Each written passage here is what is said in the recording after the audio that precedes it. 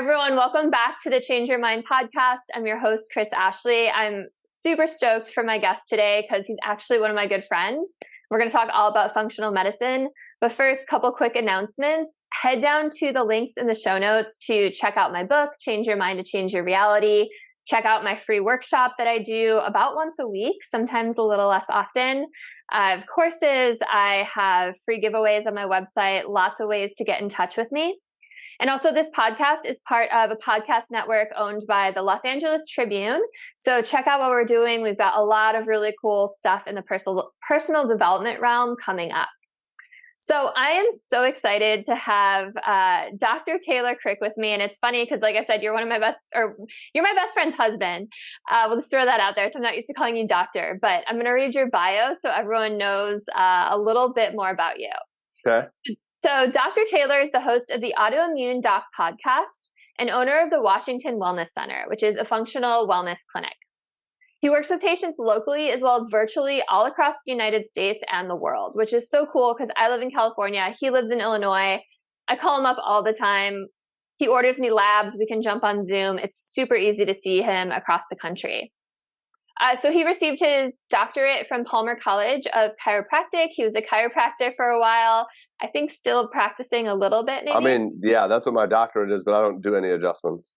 Okay, well, unless your friends force you to, right? Exactly. Yeah. Well, I mean, my parents ask me all the time. My wife, my kids, and yeah. I don't do zero, but it's just not part of my business. Yeah. Okay. Well, it's still your credentials, so it's good to mention. For sure. Okay. So after graduating from Palmer, Dr. Taylor and his wife, Jamie, moved to Salt Lake City to open their first wellness clinic, which was Align, Utah.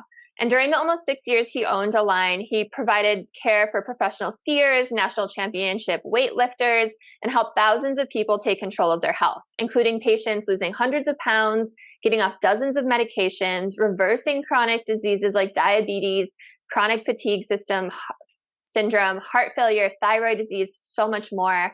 And then eventually they ended up moving home to Illinois. He opened the Washington Wellness Center, and they've just been helping people all around the country since. So welcome, Taylor. Thank you, Chris.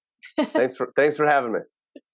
Yeah, it's fun. And I've said this to you and our other friends so many times, but it's been so amazing to watch my friends grow on these parallel trajectories to my own, right? Like all of us in our friends group have pursued helping people in some aspect, right? Some of our friends are therapists. You're doing the functional medicine thing. I'm doing the coaching thing and the yoga thing. And it's like, we're all, I don't know. It's just been so cool to watch us all grow in a similar way because it's so easy to watch friends grow apart, right? Yeah. It's been super fun. Yeah. And I'm so proud of you and all that you're doing there. So I love to start off my shows with asking what people's origin stories are. And, like I just told people, you started off doing chiropractic, pivoted to functional medicine. I'd love to hear what that journey was like for you. What made you want to go down this path? Sure. So let me even back up before that there's no reason why I went to chiropractic school. My best friend was going, and his uncles were chiropractors. So he wanted to be a chiropractor since he was like a little kid. But for me, I had never been to a chiropractor, never been adjusted. But my undergrad was in exercise physiology and sports medicine, so it kind of matched up. And I was looking for what am I going to do next, and he said you should consider chiropractic. So I considered that a godsend, that I just had no real draw to that. I was just like, yeah, I'll go. And I remember I went and shadowed one chiropractor. It was like my grandma's chiropractor, and she was 80 at the time probably. And he saw 5 people in a day, and I was like, "Oh, this is what chiropractic is. Cool."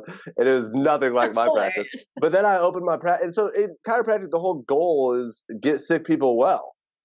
So you just think of hey, how can we get sick people well? And you learn a lot about the failures of the medical system because there's a lot of us and them with chiropractors because they've been really slandered by conventional medicine and things like that too.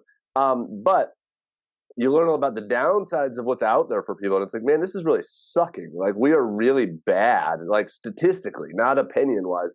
Statistically, we're really, really bad at getting sick people well. In fact, it's almost non-existent. And then there's these alternative things that can be done. So anyway, I opened up my first clinic, and I was chiropractic, but I also did mindset. There was 5 essentials. It was mindset, nutrition, spine and nervous system, exercise, and detox. So it was like we were already fairly functionally minded of looking at all these areas and taking supplements and diet and exercise and things like that. But as I evolved in practice, like the things that, I don't know, keep you up at night are the people that don't get well.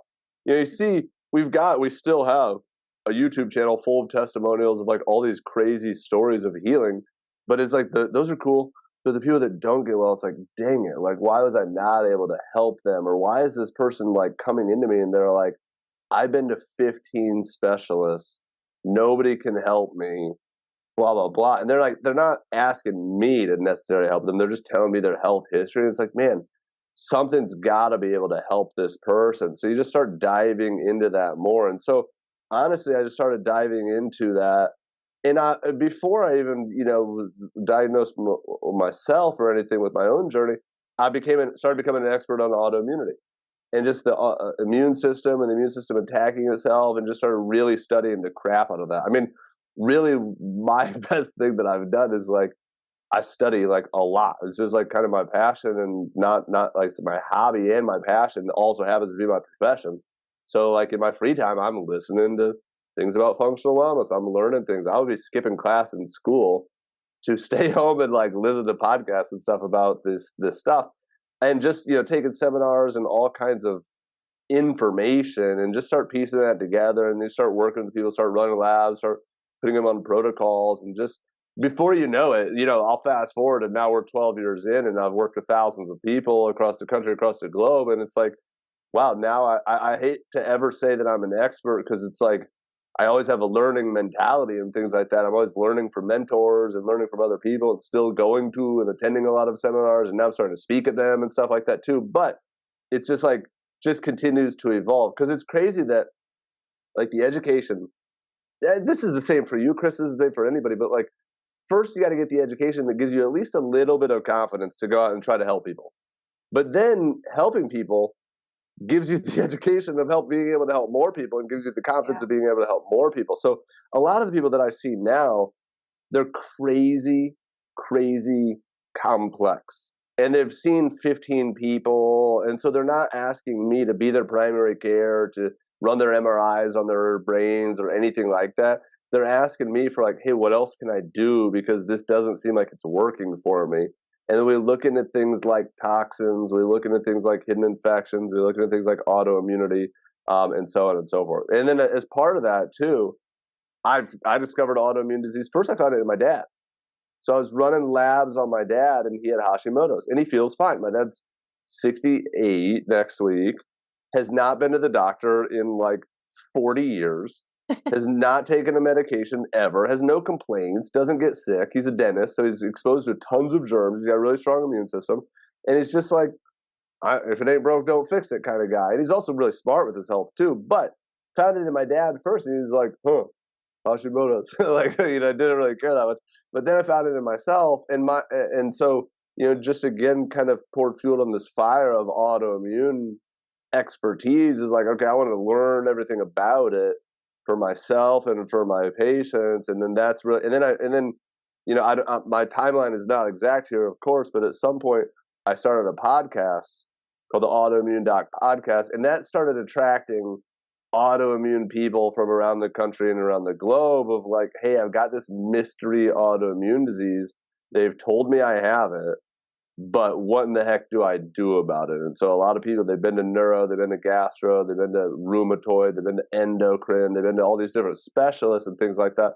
And then I just kind of help piece those things together of like, here's what you can do, here's what's right, here's what's wrong, here's what these things tell us, ask your doctor for this, etc. So I don't replace their doctor, I don't claim to or do any diagnosis or treatment. I just lead people. We were kind of talking about this off air. I just lead people to the things that are out there and available. Because even in today's world, there's like so much crap out there. And I don't mean that in a negative way. I just mean there's so much stuff. And a lot of it is crap. But there's so much stuff that people are like, a lot of it, let's say there's 20 good things out there. There's 20 good diets. There's 50 good supplements. How do you know what's right for you and your situation and your symptoms at the time and things like that? So that's kind of what I do now, is help guide people through their autoimmune, or it's not always autoimmune, they're chronic and complex health conditions. So I was just even mentioning to you, Chris, that like my patient before this, or my client before this, he's 16. He's got a genetic disorder he was born with. It's a mitochondrial disorder. He has seizures all the time, and just all the complications that come with that, and all the medical visits and diagnoses and things that come with that. And they came to me because they're kind of intrigued about parasites. And so I'm not necessarily talking them out of that, but I'm like, okay, tell me why you think that, and tell me what was leading you towards that, and let me throw some things that I think about it. And I'll tell you, today too, we were going over his labs. They showed a bunch of stuff, but they showed like some yeast and mold issues. And the mom said, she's like, okay, we went to a birthday party and it smelled moldy when we walked in. And she's like, my son reacted and we had to leave. And she's like, I never noticed it before, but like he's definitely reactive to mold. So we're just starting that conversation. But I saw 4 people yesterday. I saw 6 total, but I saw 4 yesterday that were doing awesome. The other 2 just are just kind of newer. But 4 people that are just doing awesome.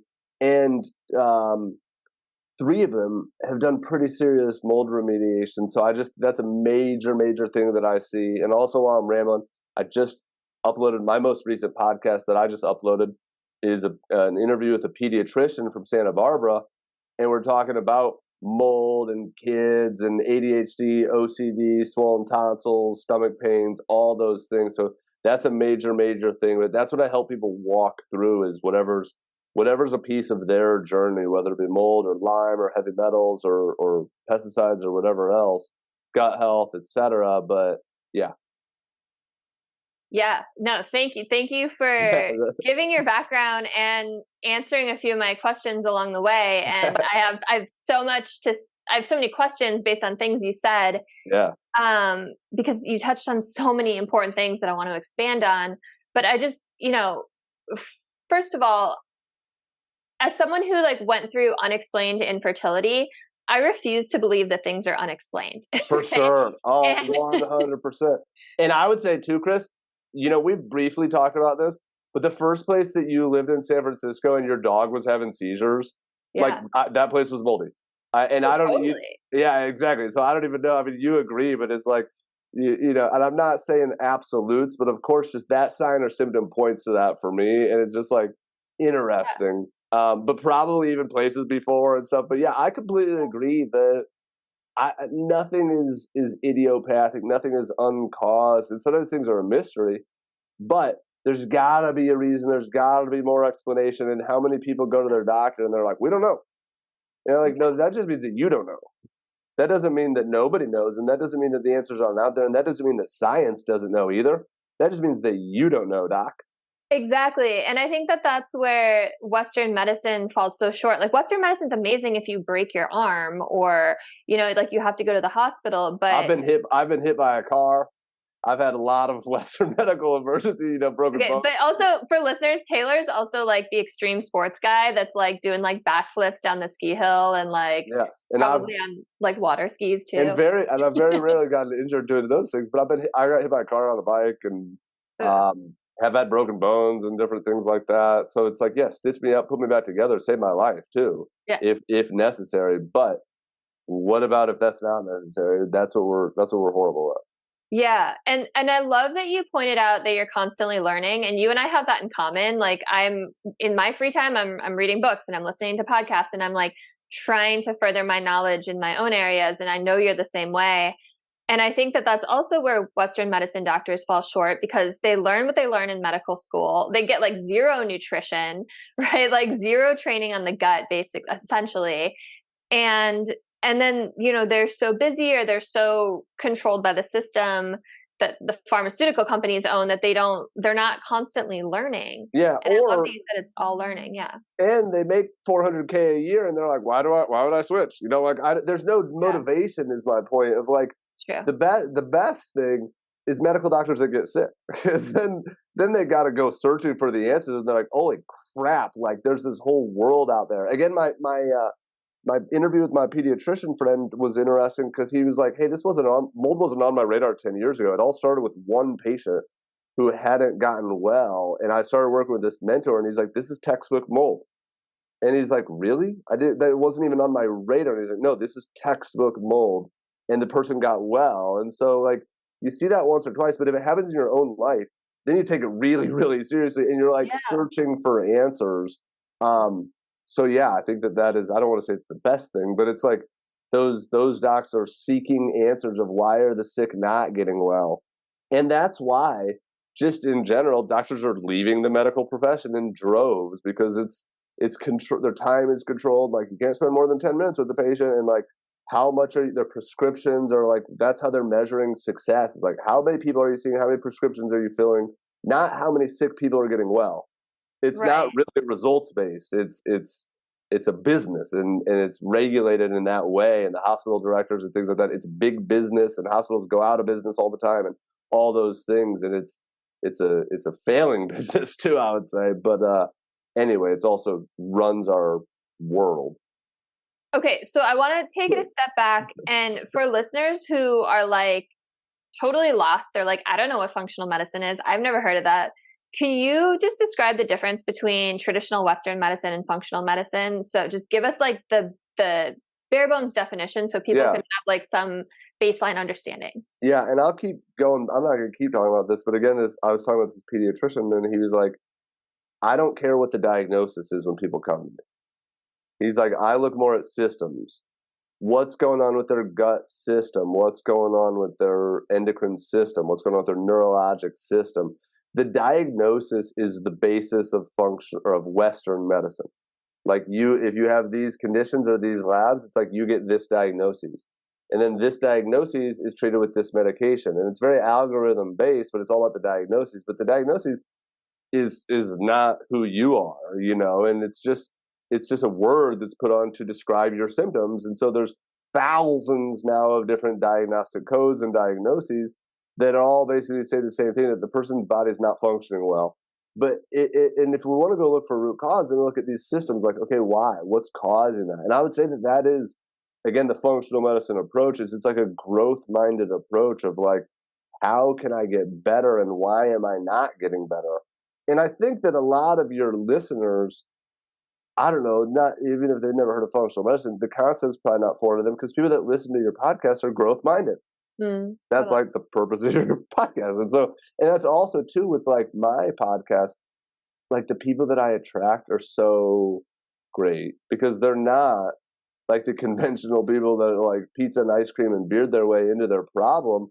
They're like high level people that are seeking answers, and they're like, I refuse to believe this. I had two people yesterday that one has MS and one has a bunch of other IBD and inflammatory bowel disease, and they were both like, I refuse to believe that this is my future. I refuse to believe that this diagnosis is, I rebuke this diagnosis, different things I were saying. I was like, yeah, because that's because mindset's so important, right? Exactly. And it's like, hey, and how many other people are like, no, I can't do that because I have MS. So it's like, you become your diagnosis, and it's like, I know MS people that could do anything.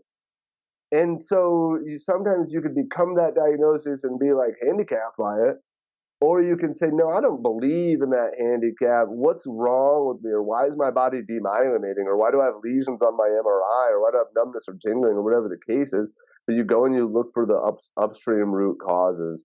And so I think that, even going back to your original question that I didn't answer very clearly, but functional medicine is like systems biology approach, looking for root causes. Yeah, and I feel like that's so important to highlight, right? It's like treating the root cause versus treating the symptom.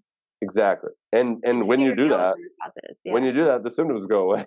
So it's great, but we don't look for the symptoms. In fact, I'll often draw this for people. I do a ton of drawings for people, and I'm very visual, so I show a lot of studies and stuff. But we got short-term, middle-term, and long-term goals. And our long-term goal is to get to like maintenance. Maybe you take a vitamin D and fish oil and things like that for the rest of your life. But if you don't have any fires to put out, then great. But the short-term goals are the fires to put out, and that's the symptoms. The middle-term goals are the root causes, gut health, toxic burden, things like that. And they're middle-term goals because it's not going to last forever. If you've got X number of toxins and you detoxify, well, eventually that number is going to come down. Or if you've got X number of candida or yeast or mold or things like that, eventually that's going to come down, and we can treat and reduce those things. So for a period of time, we're going to have to put some work in there, and then you're going to have fewer short-term goals because you're going to have less fires to put out, and then you can get to the long-term, which is just like smooth sailing maintenance. Yeah, that makes sense. So obviously what you teach and what you treat like encompasses so much. And you've kind of thrown out some words, and I want to dive into all of them. You've talked about mold, you've talked about gut health, you've talked about toxic burden. Are there some like specific like 4 or 5 pillars of functional medicine that you work with and will help people get into a healthy state when you treat those things? Yes. So I'll have to think about the exact thing, but gut health that's like a foundational principle of all functional medicine. Is like disease begins in the gut, and look to the gut first. And even like these books behind me, this is a textbook. It's called Food Associated Autoimmunities. And this is the other one with the food going in the mouth. It's called When Food Bites Back. And it's talking about food driving autoimmunity. So I think that gut, and it's not always foods either, but it's like foods and gut are the drivers of a lot of things. So there's a couple just big picture sayings that they say, a gut on fire equals a brain on fire. So even in anxiety, depression, OCD, autism, those things, it's like that's a foundational principle. It's like gut, gut, gut, gut, gut. And the literature and the research support that as well. And so gut is often a starting place. Now, gut health and toxins are basically the two foundational things to answer your question. They're like everything else kind of branches off of gut health and toxins, but gut is also an important detox mechanism too. So like I saw somebody today, she's 33 and she's a nurse and she has 1 or 2 bowel movements a week. So it's like, guess what? You're probably not detoxifying because you're not getting rid of those toxins. They're staying in your body a long time. So even if our root cause is toxic exposure, the gut is an important starting place even for the detoxification. And so that involves, within that category, there's a million other subcategories, but it's like, do you have overgrowth of bacteria? Do you have undergrowth of bacteria and you need probiotics? Do we need to pull weeds in your gut? Do we need to plant seeds in your gut? Do we need to heal leaky gut or gut permeability? Do you have candida or yeast in your gut? Very common. Do you have parasites? I mean, all those things are mega high on the radar for everybody. And that's where lab testing comes in too, of like, instead of trying to take a machine gun approach, like you're bound to hit something. But instead of that, we try to take a sniper approach and see like, okay, what do your labs show that you need? And then we go and aim at that. And then we can generally tell either by lab values or generally by the person's symptoms, we could tell if they're getting better. But I'd say that the two are gut health and detox. I would even say a lot of things that I see, Chris, they might not be gut symptoms. It might not be constipation, diarrhea, reflux, but still the gut is an important place to start. Even when I see hormone imbalances, even if I see brain things, it's gut and toxins, gut and toxins, gut and toxins. Airborne toxins have immediate access right to the brain. So if we're exposed to airborne toxins, like molds or heavy metals or pesticides especially, or pollution, even in air pollution, the major concern is heavy metals, where there's particulates too, but they just have immediate access up the olfactory nerve right to the brain. And then they jack up things like hormones or anxiety or fear sensing or temperature regulation or heart rate or whatever the case is. But gut health and toxins are the foundations. And that includes even, pathogens and things like Lyme. It's not necessarily always in the gut. It's not necessarily as toxic, but maybe gut health. But I also think that gut health and toxins is more foundational than pathogens like Lyme or Epstein-Barr virus, because gut health and toxins cause your body to not be able to fight those things. So gut health and toxins. So how does someone's gut become out of balance? You mentioned a lot of things: overgrowth, undergrowth, yeast, parasites, all these things. Like, does this all come from diet? Like how do we get yes, but not all. I mean, I would say life. Life, yeah. So that doesn't mean stop living, of course, but life, like meaning diet, stress, taking antibiotics in your past. For me, I was on a lot of antibiotics growing up. For other people, it might have been, hey, I was on birth control, or I was on this antidepressant for a period of time, or I ate a high sugar diet, or I drank a lot of alcohol, or Again, those are all just life that are not necessarily, I'm not demonizing any one of those things, but life creeps up and the gut gets imbalanced. And I would say that even for my kids, just one of my focuses is just like, how do we keep their gut balanced? And it's not, again, that they don't eat any Halloween candy or things like that. We try to minimize that. And last night they traded in all their Halloween candy that is going to go on what we do is we trick them so they use it for their gingerbread houses. So like they get some Halloween candy for a week or 2 weeks, and then they have to trade it all in, and they get like very little anyway. But the point is that I give my kids things like probiotics or things that kill things in their gut, or we do stool testing, we do lab testing on them too, to just say, hey, how do we keep your gut balanced? Because it's one of those things that if it never gets off the rails, then it's never that bad. But if it gets way off the rails, then it's like, hey, this is going to take a lot of work to correct this. But toxins, pesticides, tap water, I'm not saying that's the sole cause, but there's toxins, there's hormones, all those things, or mold will jack up the microbiome for sure. So all those things will just disrupt the gut. And then our microbiome, which is basically what's living in your gut or what's living in your body. We're talking right now about the gut microbiome. There's 10 pounds of bacteria in different things in your microbiome, in your gut alone. In our bodies, we've got more bacterial DNA in our bodies than we've got human DNA. So we've got just so much interaction between ourself and these bacteria that are literally in our body that it's just driving a lot of our hormonal balance, inflammatory balance, immune balance, all those things. So it's just a really, really important foundational thing that science has discovered over the last, especially the last 25 years or so. That's crazy. I didn't know there were 10 pounds of bacteria living inside of me. Yeah. That's wild. Yeah. So you briefly mentioned leaky gut too. Can you explain what that is? Sure. And what causes it? Well, life would be the answer because it's the same things we just talked about. Yeah. But let's say those bacteria get imbalanced.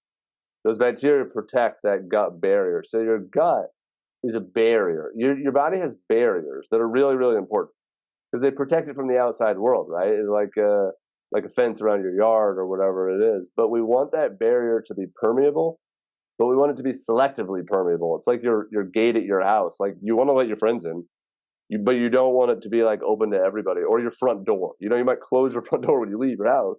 You don't have to be open all the time, but you still want to be able to use it and come in and out. So that's the same with your gut. We want the good stuff to get in, vitamins, minerals, and nutrients, but not the bad stuff. When the gut gets inflamed, the gut is like all these cells, and they're held together with tight, and it's one cell layer. So it's incredibly thin. It's a lot thinner than your skin. Your skin's an average of 7 cells thick. Your thin gut lining, your epithelial lining is about 1 layer. And you can also, too, leaky gut's very famous. But what's not as famous is leaky lung and leaky sinus. And to me, I'm huge on those because, again, airborne toxins, but it's all the same. So as those gut cells get more permeable, then things can get in there. Everybody's gut is permeable to a degree. So they say, how do you know if you have a leaky gut? If you have a vowel in your name. But if your gut gets pathologically permeable, then that's when we get problems. That's like leaving your front door open every time you leave. It's like, hey, something's going to happen, whether it's a burglar or it's like a mountain lion comes in your door or something. Something bad's going to happen. So that's leaky gut. So then things like undigested food particles and other toxins and other things like LPS, which comes from bacterial cell walls, is just very, very, very, very inflammatory. But they can get into the bloodstream and drive an immune response and inflammation, and that's considered the gateway to autoimmune diseases like Hashimoto's or MS or RA. So that's kind of linking back upstream of, let's say somebody comes in with MS or RA or Hashimoto's, we'll say, well, you probably have a leaky gut because that's the gateway to that. So we got to look at your gut, but long term, what caused that? Well, some dysbiosis of the microbiome is associated with that leaky gut and driving your inflammatory autoimmune process. So looking at all of those pieces and kind of working our way backwards is our goal, even if those short-term, middle-term, and longer-term goals. But that's more leaky gut or intestinal permeability. So does all autoimmune disease essentially come from the same thing, which is inflammation from this? And what makes one person develop MS versus one person develop Hashimoto's? Genetics are certainly involved. Genetics plus environment. Okay. If you are exposed to a bunch of airborne toxins, you're more likely to have brain issues than thyroid issues. But mold can drive both, but largely genetics, I would say.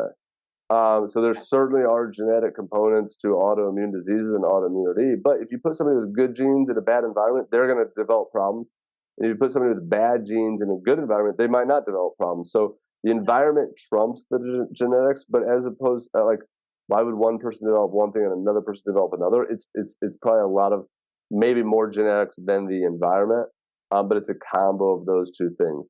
Now, what was your first question? There's another question that you asked.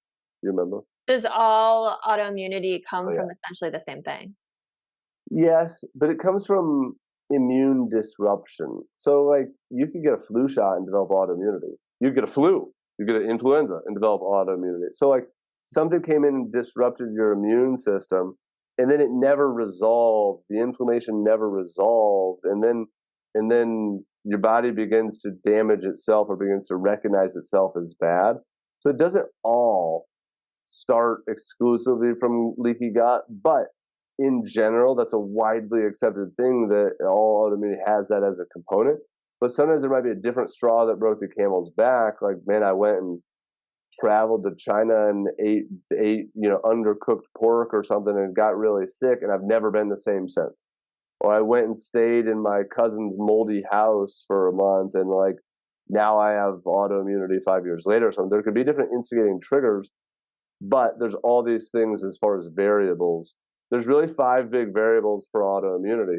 It's foods and gut health, toxins, stress, which stress alone won't cause it, but stress with these other things for sure will make everything worse. Hormone fluctuations.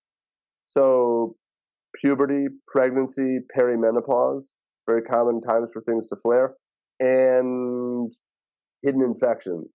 So Epstein-Barr virus, Lyme, other viral things, cytomegalovirus. But generally, even to me, we all have this pathogen burden. So, you were talking about the 10 pounds of bacteria. We have 400 trillion viruses in our body. So, and COVID was so wildly, of course, popular and famous and stuff like that. And it was obviously super bad, it's jacking people up. But there's 400 trillion viruses. They're let's worry about a lot of these others. Or let's say that somebody's got a high viral load. I'm not worried about one or the other because we get hyper-focused on I have Epstein-Barr virus or I have cytomegalovirus. It's that's important. But why? Why are they reactivating? Or if somebody's getting cold sores, why is that reactivating? What's allowing that to reactivate? Because many people have a high viral load. They're not always reactivating, especially with those herpetic viruses that lay dormant sometimes for years and then they reactivate with shingles or herpes or things like that, cold sores. But it's why is that reactivating more than why do I have this? Why is it reactivating? That makes sense. And in that case, it's I could totally see how stress would be a player. Right? Exactly, 100%. Stress jacks everything up. Exactly, and shuts down the immune function and all the things with that. But yeah. Yeah. It's interesting you brought up COVID, and I can think of off the top of my head 3 people really close to me who COVID blew up things that they didn't even know they had. Just getting Lyme. I know someone who had dormant Lyme and she had no idea she had it probably for decades. And she's just been suffering tremendously for 3 years now because COVID just blew it up. And I would say too, and not to say anything about her case or anything, but even with what you just said about the 3 years, something's missing. And I would bet you $1 million it's mold, but obviously I'm biased to mold. I think everyone's got that point. But I see people that have spent a ton of time and a ton of money in the Lyme world, and I'm show me the mold. Or I see a ton of long COVID. So I see a ton of, I just spoke at a seminar in Denver last month on long COVID. It's one of my expertises, so I see a ton of it. But and again, sometimes on a podcast, you say things more loosely to say it, but I'm not that biased with it. But it's in 9 out of 10 people, it's there's mold. It's so unbelievably common. And COVID is the thing that came and jacked them up for sure. But people ask me all the time, they're like, what caused this? And I'm like, mold piled up the logs and poured a bunch of gas on them. COVID came and dropped a match on it, and now it's like, boom, now you got a fire. But it's like, it's not one or the other, because people get so hyper-focused on COVID, and they join all these long COVID groups and become COVID victims and all the things, when it's like, no, you had this pre-existing and just nobody's ever pointed that out to you. But when we sit down for 90 minutes, we talk through somebody's history, we talk through their labs, we're like, oh, you had all this stuff building beforehand. You had histamine issues, you had autoimmune issues, you had environmental exposures. You just didn't know it yet. But COVID's also known as the autoimmune virus. So that it triggers a ton of autoimmunity. And it's COVID, it's wild COVID, it's COVID vaccines. It does not matter. I see 50-50 both ways, but they both can jack up the immune system and mitochondria and cause things to, like you said, reactivate and reawaken. But if somebody's not getting better, that's like where my head goes is like, oh, I got some questions about that. Yeah, totally. And that's all super fascinating, and it makes sense. And I like the log and the gasoline and the fire analogy. And I think it's important that you said the vaccines too. Like, I'm thinking, HIPAA violations, I don't want to like talk too much about like specific cases, but like one of my husband's best friends started seeing you, and he hasn't been able to leave his town and go to higher elevation. And by the way, he lives 15 minutes from us. He can't come to our house. Since getting the COVID vaccine, he had like heart issues. He had heart surgery, and it's just crazy. And like, you've been helping him, and you're the first person that out of like this long list of doctors, and it's just wild. It just blows my mind what he's yeah. And I have a lot to say about that one too. But even the other day, he was like, "Hey, I think this supplement's helping me." I'm like, "How many are you taking?" He's like, "I'm taking one." I'm like, "Dude, take more." So, but I do think he's on the right track and seeing some improvement. So I see people like that really, really, really, really, really, really often. And I would say for him too, and even if he hears this, he knows this. But I'm like, dude, I can't wait for you to get out of your house, because they're in the process of moving. And I can't wait for you to get out of your house, because I think that was amazing. He gets asthma when he goes down in his basement. I'm like, dude, you got to get out of your house. Yeah, that's like a red flag. Oh, big time, big time, big time. And I think that, again, I don't think that we're sharing too much, but I think the point is that there's other things besides just COVID or the vaccine or other things, but there's other things that keep somebody stuck or allow somebody to maybe not get well after this. There's also all kinds of studies that I can show, which are crazy. They're super cool. They're COVID studies, but they'll say things like, when COVID first came out, they're like, why are some people doing fine and some people are doing poorly? Yeah. There's all kinds of studies that say it's based on your glutathione status and other things, but there's a ton about glutathione.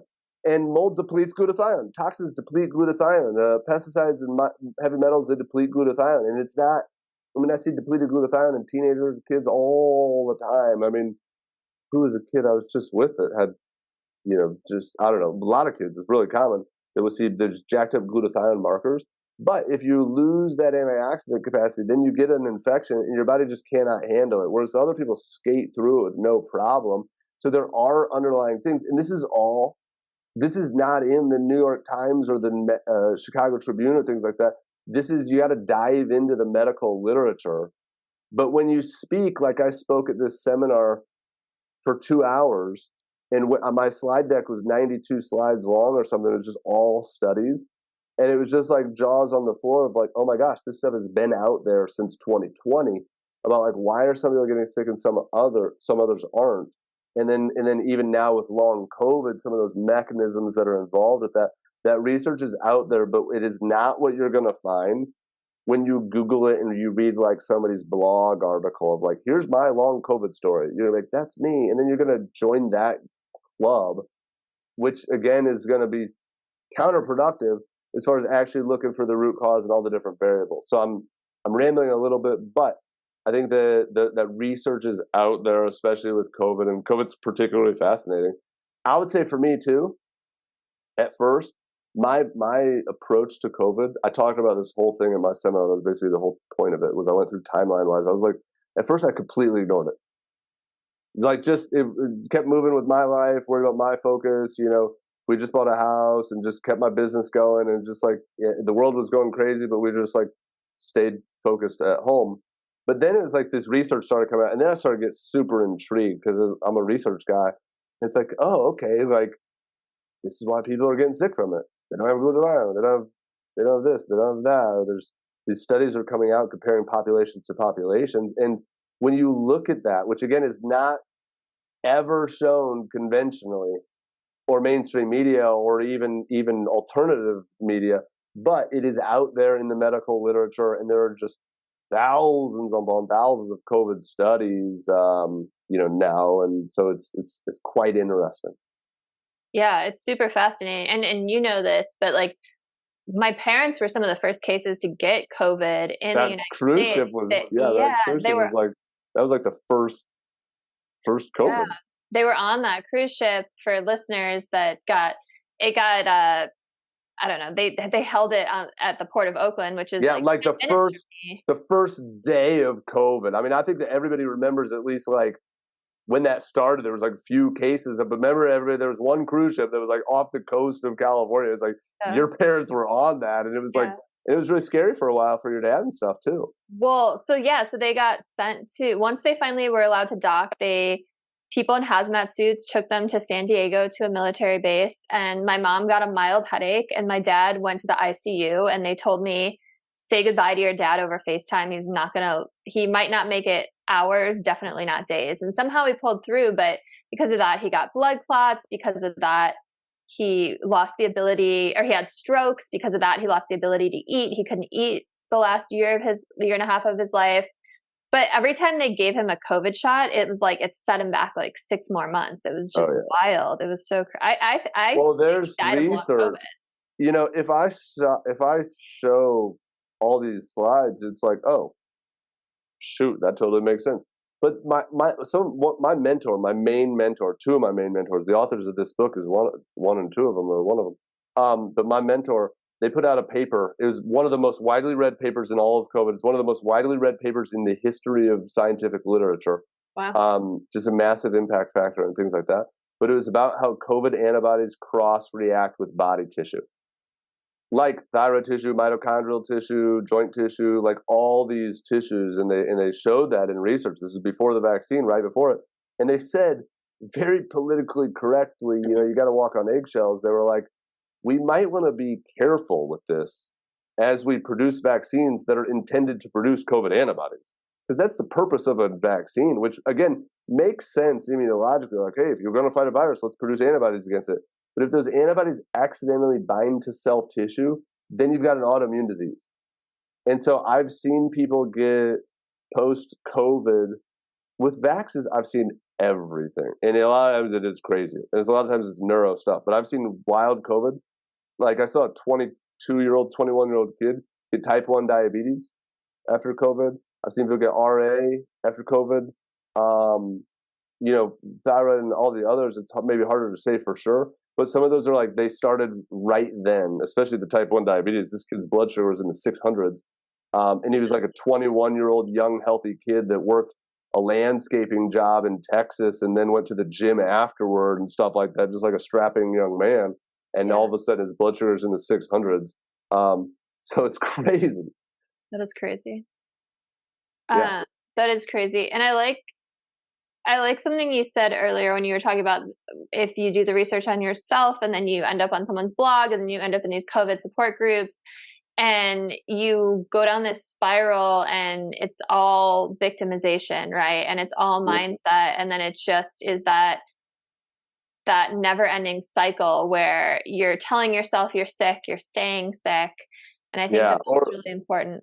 And it's kind of like chronic fatigue too, that first off you become your diagnosis and then you get this community and you're like, oh, I'm kind of nestled in, comfortable with this community and everybody else is suffering with me. And it's like first off, I hate that. But it's also, what I was going to say is like chronic fatigue, there's a myriad of causes. And every single person with that diagnosis is completely 100% different. So it's like you read on a blog that somebody else took vitamin B6 and it helped their fatigue. And it's like, okay, you put all your hope into that because it helps somebody else and then it doesn't help you. And you're more let down and more dejected and it leads to more hopelessness. Hopelessness is like, I don't know, an epidemic. And so I just think that those forums can also be really helpful if they lead people to somebody like me, or they lead people to, their next step or their next answer. I do think that's the beauty and the power of the internet, but it's also that group think, and that tribe mentality and that keyboard confidence too, of like, even as we go to like the polarization today of like, it's really easy to get in an argument with somebody on the internet. It's like, that is, I don't know, that's not the place to be spending a lot of your time. But it's also, you can find podcasts like yours, you can find podcasts like mine, you can find all this literature I'm talking about. I didn't go to the library to find it, I found it online.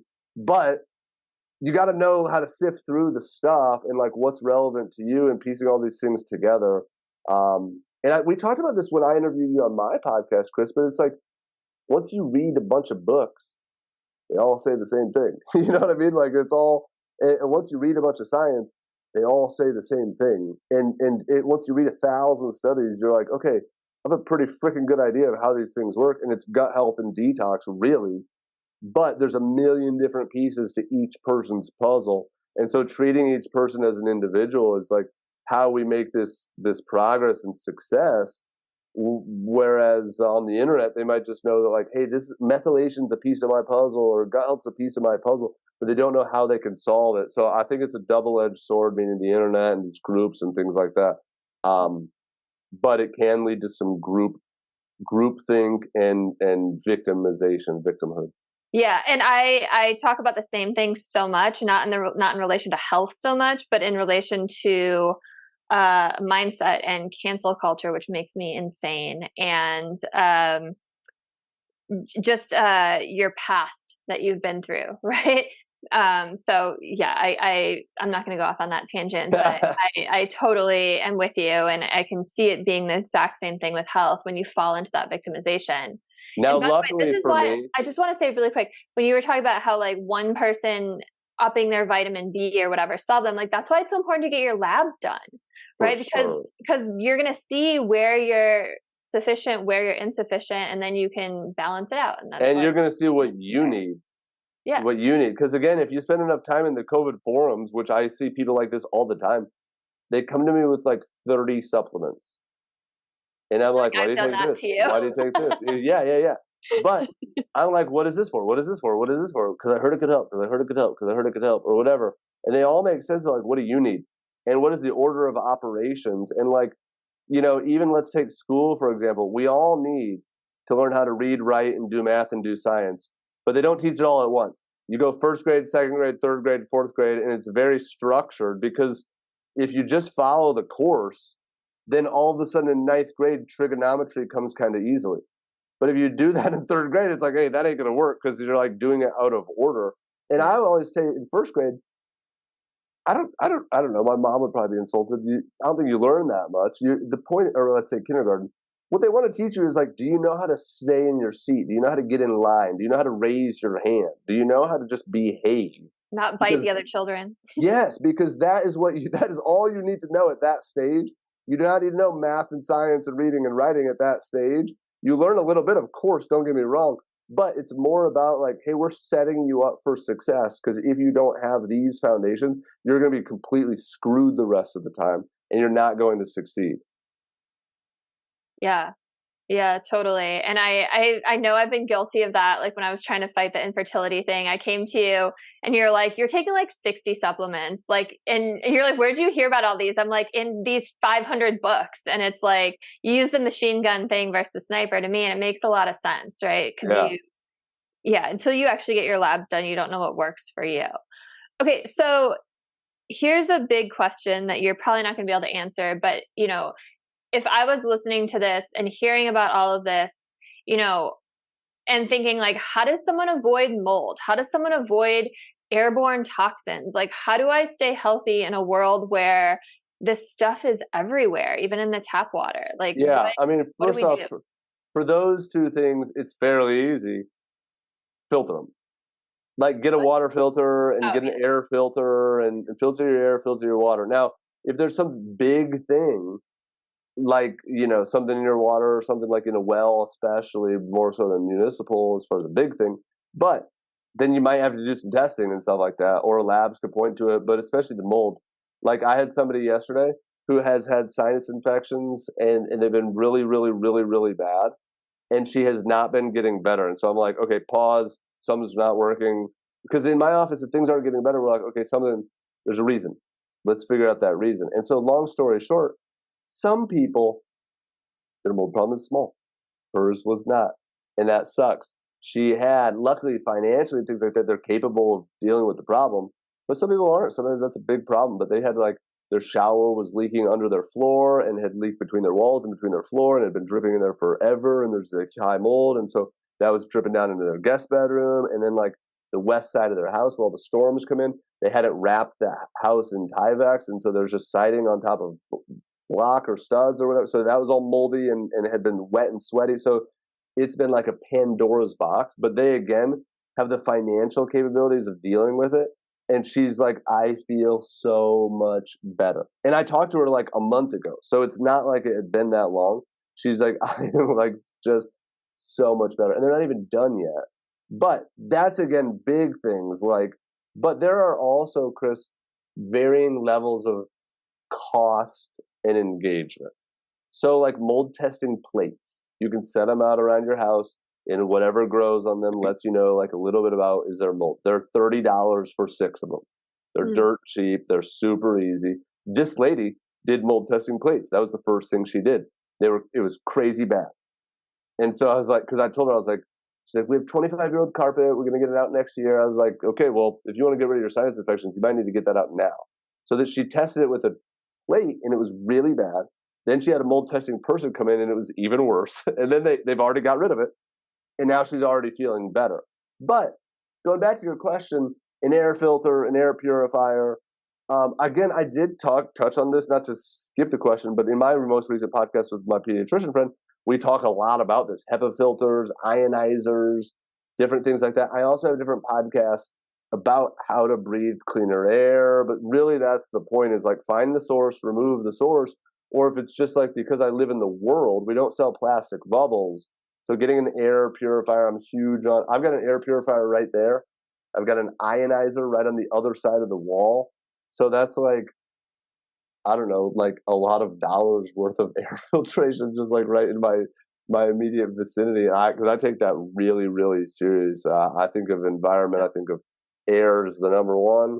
I think of sunlight and circadian rhythms as number two. Then I think of exercise. Then I think of diet. But breathing cleaner air, filter it. Breathing cleaner water, filter it. Now, also, I would say any filter is better than no filter. But there's always good, better, and best. And like, do you need a $2,000 air purifier? Do you need a whole home water filtration that's like the Mac Daddy? Or do you just need like something to clean out the particles? Well, it kind of depends on your sickness level, your budget level, like where you're at with that. But that's another thing that I'm really big on is like, there are no cookie cutter answers. What's right for you? And some people are like, hey, I got the budget to do this. I'm like, well, then this is what you need to do. And some people are like, hey, I don't. And I'm like, well, this is what you need to do. So it's just like, no matter where somebody's at, I'm like, this is what you need to do. But it's not cookie cutter for every single person. That makes sense. So what you're saying is just removing yourself from the environment, like meaning like maybe you live in a moldy apartment and you stop renting that and move somewhere else, or so something like that can even help it. But will that have caused enough damage in your body that then you need to address that, or can just removing both? In general, I always draw it as a bucket. If the bucket is emptying faster than it's filling, you're gonna move in a healthier direction. If it's filling faster than it's emptying, you're gonna get sicker. But getting out of the environment stops filling it from the top. But it also might already be full, and then you might need to detoxify.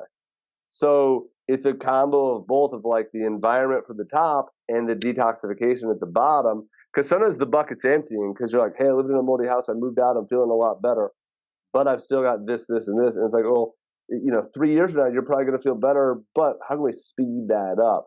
And that comes into things like glutathione, binders, sauna, gut health, whatever the case is. How can we lower the toxic burden? is the next thing. That makes sense. So just trying to like get as much out and get all the good stuff in as you can.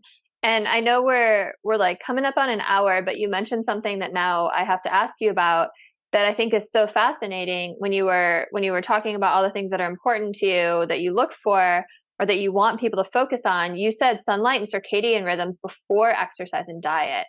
And I feel like so many people come into these episodes thinking, oh, diet's going to be the number one thing, then exercise, then all this other stuff. So talk to me really quick about sunlight and circadian rhythms. Sure.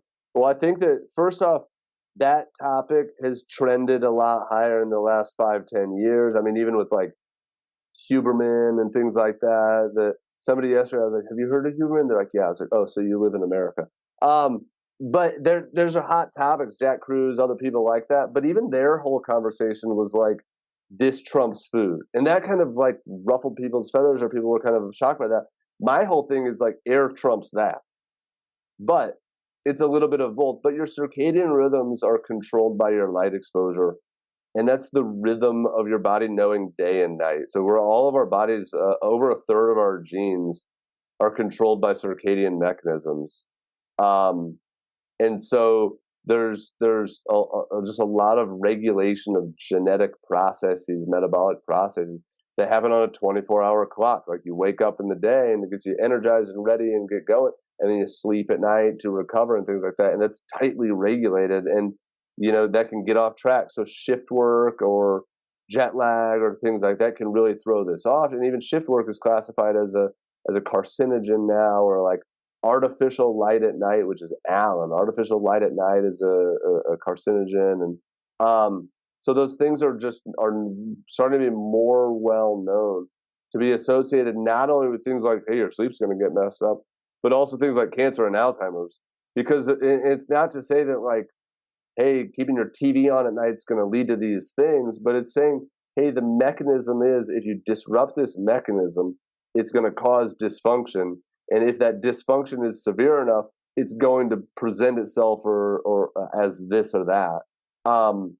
So that's circadian, that's light exposure. Our bodies are designed to be under natural light. Like even for me, I'm back here in my cave, I'm staring into this like circle light thing. That's not good for my circadian rhythm. Now, it is the nature of the beast. It is also the value of technology that I'm able to connect with you in California. Or I see, I had a patient the other day that's in Dubai, and she's like, this is the best thing about COVID. I can talk to somebody like you. I also wear blue blocking glasses most of the day. I didn't today because I have a light on. But those things you can do, but getting basically real light in the day and avoiding fake light at night is basically the two sides of that coin. Our bodies were not designed to be, to be around fake light at night. Our ancestors, they maybe saw candlelight and firelight, but other than that, they never saw lights. Incandescent lights were invented in 1895, and it was like before that, it was candles. So I think that is something that, again, it's not like I'm not going to watch Thursday Night Football tonight, but I might put blue blocking glasses on, and I might, sleep with an eye mask and then different things like that, or try to get that light exposure. I sit on my front porch every morning. My front porch faces east, and it's like that's where my kids get on the bus too. So I have a cup of coffee and sit out facing east over the sunrise every single day. Even right now, it's be 32 degrees out today. I had a beanie on, and I sit outside and like that's just part of my routine. But I think that's just really, really important because it sets your rhythms of things like hormones and things like thyroid and cortisol and things like that. And also melatonin. Sometimes the night rhythms too are set by the day rhythms. There's not as much you can do at night to boost those rhythms like melatonin. I mean, obviously you can take stuff, but a lot of times the things you do in the day can help your body sleep better at night. So you want energy in the day and sleep at night. And a lot of people, they're flip-flopped with that. They're wired and tired. They're tired all day and they're wired all night. And that's the most important thing. Before you reach for an adrenal supplement, before you do a hormone test, cortisol test, or before you start taking melatonin, it's like, look at your light environment. And that's something I'm just really, really big on. I've got podcasts and YouTube videos. I've got some great ones about that. It's honestly, they're like, I don't know, they're not old, they're probably like 4 years old now because it was a topic that I was really, really into for a time. And you know how it is, you get into something, you learn a lot about it, and then your focus shifts, but you don't forget Totally. you don't forget what you've learned. So it's still something I practice, still something I preach, but I've got a lot of podcasts about that and like different things you can do. Blue blocking glasses, I've tried them all. Red lights, sleep masks, weighted blankets, 10,000 lux lights in the morning. I got a vitamin D lamp. I've got infrared saunas. I've got all these different things.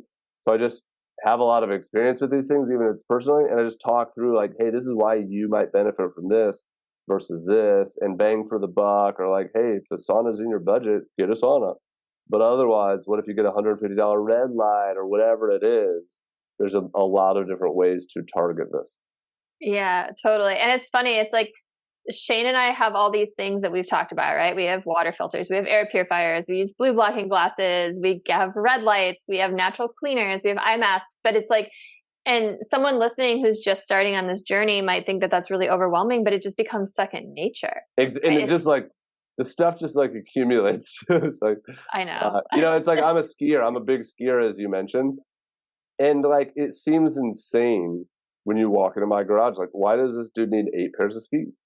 And it's not like I bought all 8 at once. They just accumulate. So it's like, my wife is like, maybe they shouldn't accumulate, but they just accumulate. They get worn out and things like that too. Or like, I own a few guns, and it's like the skis at least get worn out. But it's just like stuff accumulates if that's something that if that's a hobby of yours, or if that's, if you hunt or things like that. It's just like things start accumulating. And wellness is a hobby of mine. So I got so many freaking gadgets, it's unbelievable, but I also know how and when to use them. And I would say too, Chris, I'm like a wellness carpenter. If a carpenter comes to your house, they're going to have a big toolbox full of tools, but they're not going to use them all for your project. They're going to use whatever they need for your project, but they know how to use them all, and they know how to do any project that you put in front of them if they're really good. And the more experience that they get, the more good they get with those tools, and when to use which one to get the best outcome. So there's all these different tools that we use. And that's kind of my expertise too, is just knowing like, hey man, you're using the screwdriver and you need to be using the drill. Yeah, totally. And if you're listening and you're like, I don't want to accumulate all these things, yeah. Sitting outside, like we just moved and we're building a fence, and I can't wait, because usually part of my morning routine is like putting on as little clothing as possible, sometimes like no clothing, and sitting out and getting red light in the morning in the sun, like while I drink my coffee, right? Yeah. Like, and it's like you don't need like a red light lamp to do that. And one other statistic I just recently heard when we're talking about circadian rhythms, I heard that every time there's daylight savings, heart attacks decrease by 25%. And then every time in the fall, when we lose that hour, heart attacks increase by 25%. So this is no joke. Like, it can really, really affect you. Yeah. Huh. That's interesting. Yeah. I just read that the other day when I wish they would just get rid of it. It's so stupid. Yeah. I don't mind it, but I don't understand that, because you don't lose an hour. They just shift it, but it's still the same day. But that is interesting, and I just wonder what the other variables are of like what else is going on in the fall. But I believe it. I mean, it makes sense. I think it was for like farmers back in the day, or something that's like doesn't. But the annoying thing is that some other countries don't have it. Some other countries have it. Some people in America don't have it. States, yeah, exactly. Like Arizona doesn't do it. Yeah, Indiana's weird about it because it totally depends on where you fall on the timeline lines and things like that, the time zone lines and things like that. But I don't mind it because I like it. It's like an interesting change of pace.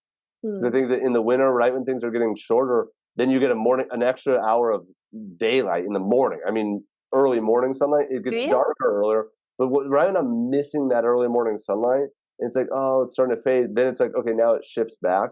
So I just like it as a change of pace, but I'm sure it's not a healthy thing. I mean, it's certainly not a natural thing. The natural thing would be ditching your watch and your calendar and just like existing. But I'm just personally not opposed to it, but I'm sure it's not that healthy. I just saw some meme that was like, if we had 13 months in the year, every month would be 28 weeks, and every single month would start on a Monday and end on a Sunday. Yeah, and like, it was all why perfect. the fuck not? Yeah. It's so stupid. I don't know if you like ever, there's like a Nate Bargatze. He just hosted SNL. I like never watch SNL anymore, but he did this like amazing skit. I'll send it to you after, where he's like George Washington, and he's like, Oh yeah, I am imagining a country where we use like we don't use the metric system, and like and it's just like talking about how ridiculous it is. And it's like, how many feet will be in a mile? And he's like 5,280. Yeah. Like, okay. Because that's a number everyone will remember. Yeah. Yeah. Somebody said that to me. They sent it to me twice too. So they must have like, they wanted me to see it because they sent it to me and then I didn't say anything and then they sent it to me again. I was dying laughing though. It's so good. Yeah, They're like asking questions. He's like, no one knows. Yeah, it's silly.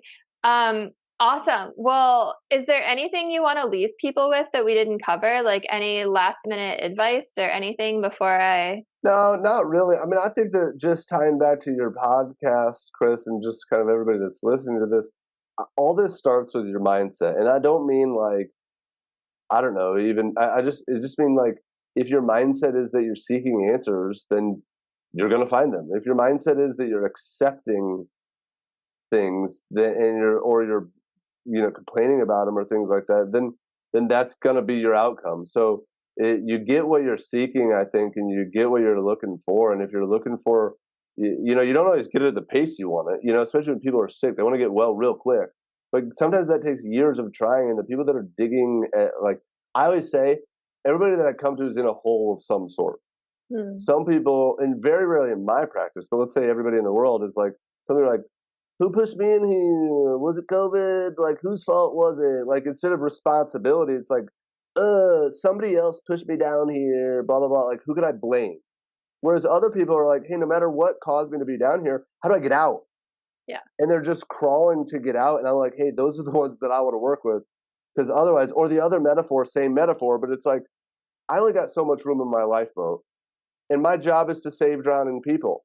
So if I'm throwing out the life thing and you're not swimming towards it, goodbye, I'm moving on to the next person. And some people are swimming like crazy. And that's no diss to the other people. I love them just as much. And they're all three the same metaphors. I have to keep changing it. But the other one, they're all great. I use this one a lot too. If the hotel is on fire, if I knock on your door and you're in 201, if you don't wake up, see ya. I'm moving on to 202. And I'm knocking on all the doors.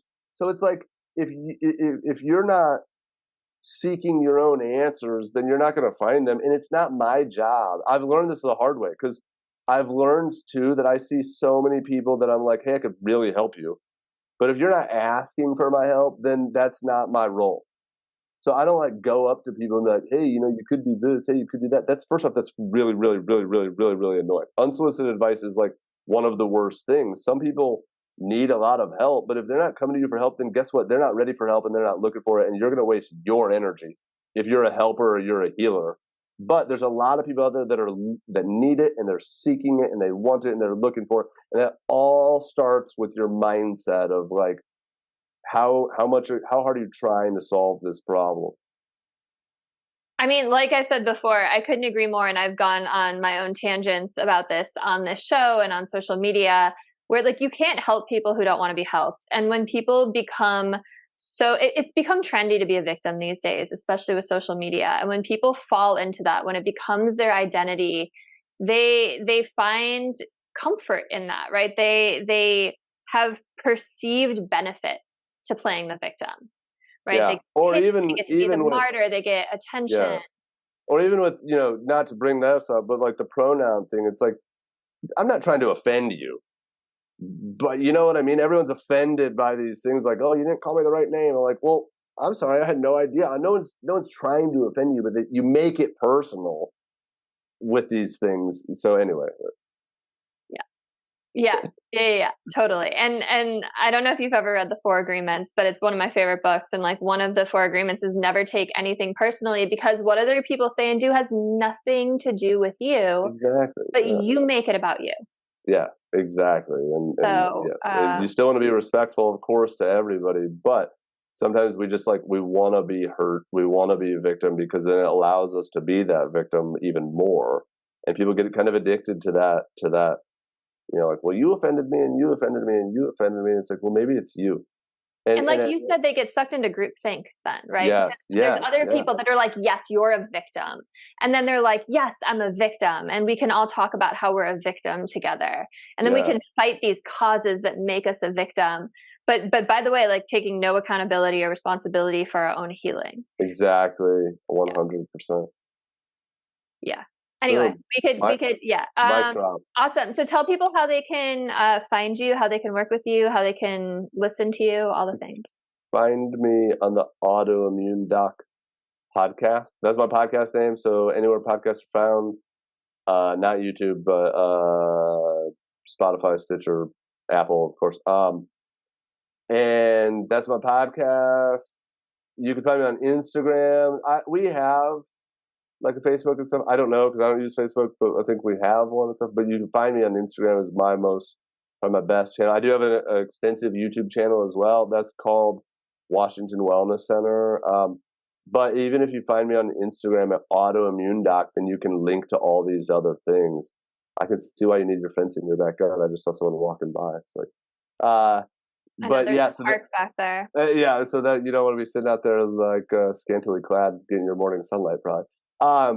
But those are the places you can find me. And I'm sure you put maybe links in the show notes and things. But the website, the podcast, the YouTube, those are my go-tos. I don't do stuff all that often, but there's an archive of, in my opinion, different gems throughout the years. And a lot of people that come to me, they're like, hey, over the last year, I've listened to every single one of your podcasts and watched every single one of your YouTubes, and I want to work with you really. Like I know that you're the person for me, or things like that. So a lot of times that's how people gain some trust in me as well, is by listening just to me talk and kind of, I don't know, go from there. Yeah, and he's being humble. His podcast and his YouTube channel are just invaluable resources for anything autoimmune, anything mold related, anything gut related. So I've sent so many people that way. So if there's something that you want to learn about, it's probably a topic that Taylor's covered. So yeah, and it's deep. I mean, it's not in a bad way, but it's like if you want to know a little bit more about basically the stuff we talked about today, there's a ton on there about toxins, gut health, studies, case reviews, whatever the case is. But again, I don't put stuff out there that often, but just throughout the years it accumulates, kind of like skis. And so there's all this. Now it's a great archive. And then what we do in practice is I'll send people like, hey, you need to listen to this podcast and this YouTube video and read this down, so we can build out a customized curriculum for people based on their situation, not the others. Yeah, totally. Awesome. Well, thanks so much for coming on. I appreciate you. I know you're busy. I appreciate you taking the time. And everyone go check out the links in the show notes to find all the ways you can get in touch with Taylor. And check out the links in the show notes to figure out all the ways you can get in touch with me too. Check out my book, Change Your Mind to Change Your Reality. It's available in paperback, ebook, audiobook. Got lots of great stuff on my website, some for free. So check it out. And I will see you all next time. Have a beautiful rest of your day. Nice. Thanks, Chris. Thanks for having me on.